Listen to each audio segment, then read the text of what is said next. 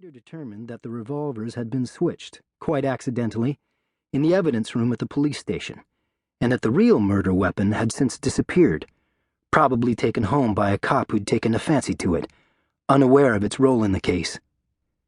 By that time, it no longer mattered, as Ronnie Dillard was a free man, back on the street and headed for whatever slippery slope his moronic nature had in store for him.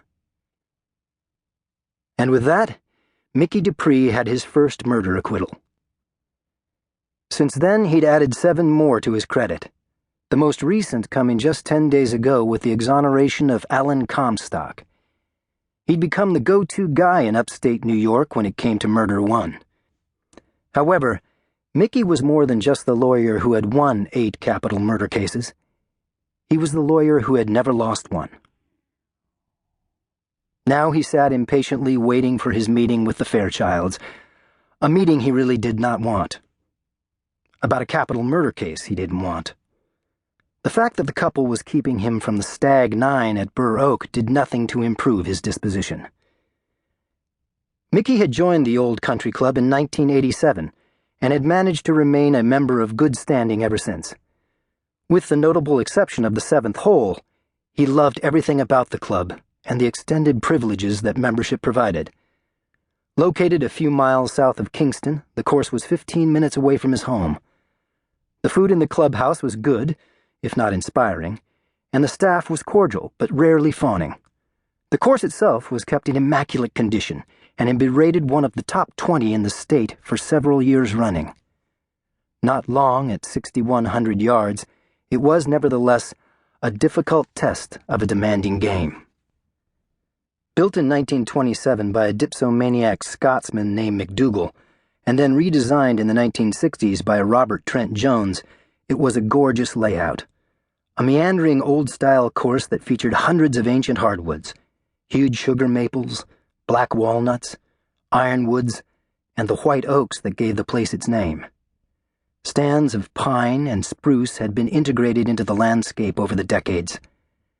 Gibson's Creek tumbled down from the White Mountains and crisscrossed the course in several spots, eventually pooling up in a pond in front of the 18th green before continuing on toward the Hudson. Mickey was a decent golfer, better than the average duffer at Burr Oak, but not nearly as good as the best members there. The best players teed it up virtually every morning, whereas Mickey usually played on Sundays and in the occasional Saturday tournament. And on Tuesdays, of course. Every spring, the membership was divided by draft into 4 teams, which competed for a title that was significant only for the bragging rights it carried. The Stag was 9 holes, alternating the front and the back, every Tuesday throughout the summer. Most guys played in the afternoon and afterward had dinner and drinks in the clubhouse, and then darts and shuffleboard in the game room. The social side often lasting until the wee hours and resulting in some monumental hangovers Wednesday morning. Mickey played in the afternoon when he could, but work often made that impossible, especially if he was in court for the day. Occasionally, he played the 9 alone early Tuesday morning just to get his score in, but since his last divorce, he drifted back into his old habits, late nights at the bars on Broadway, where he would fall victim to too many drinks, too many animated conversations, and too many pretty waitresses. He rarely got out of bed before 9 these days, and that left no time for morning golf.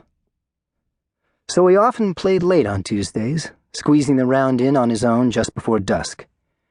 Gregarious by nature, Mickey nonetheless did not mind golfing alone.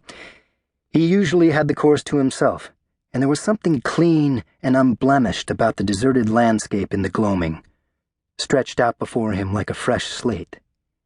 It was a metaphor that cropped up constantly in Mickey's line of work.